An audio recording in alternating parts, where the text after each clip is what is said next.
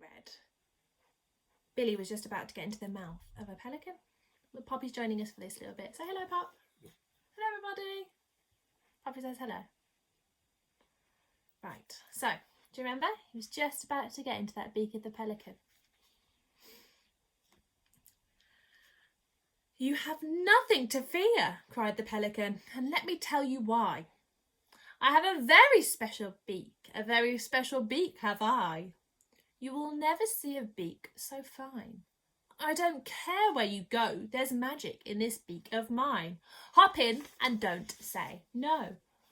I will not hop in, I said, unless you swear on your honour that you won't shut it once I'm inside.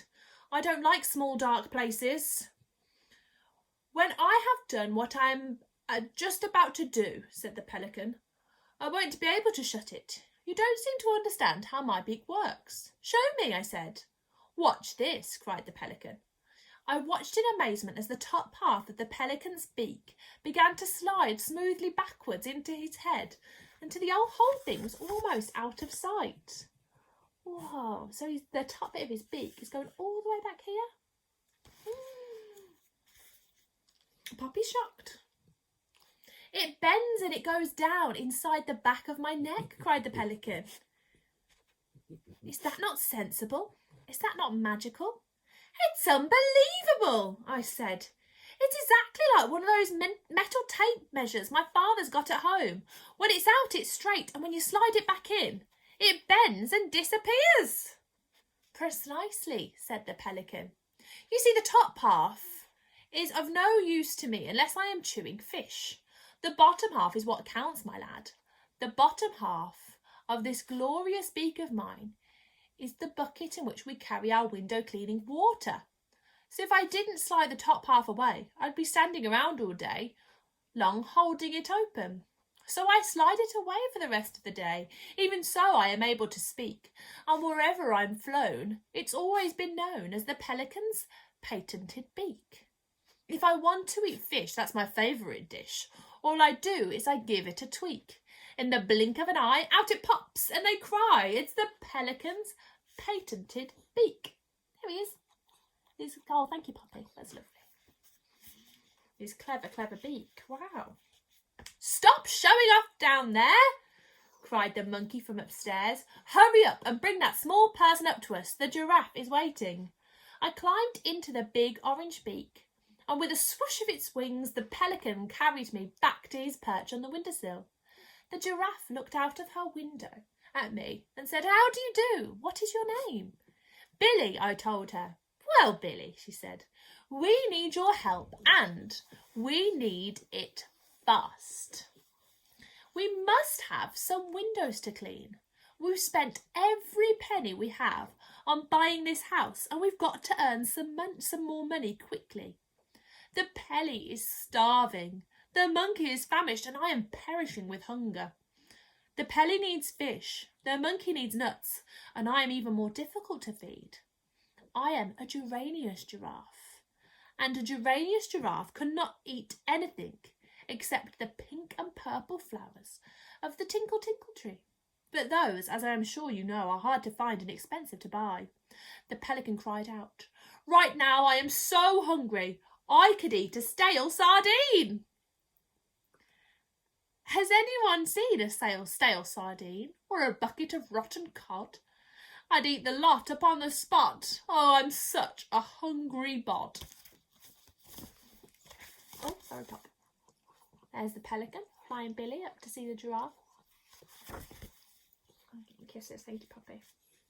Every time the pelican spoke, the beak I was standing in jiggled madly up and down, and the more excited he got, the more it jiggled. The monkey said, What's Pelly really crazy about? It's salmon. Yes, yes, cried the pelican, salmon.